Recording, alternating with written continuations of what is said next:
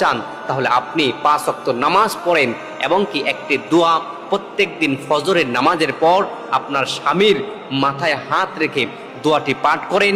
আল্লাহর রহমতে আপনার স্বামীর রোজগারের মধ্যে বারাকা দান করে দিবেন।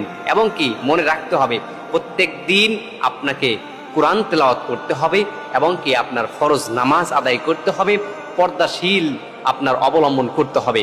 এই সব কিছু মেনে যদি আপনার স্বামীর মাথায় হাত রেখে একটি দোয়া পাঠ করতে পারেন, এই আমলটি করতে পারেন, আপনার স্বামীর রোজগারের মধ্যে বারাকা দান করে দিবেন।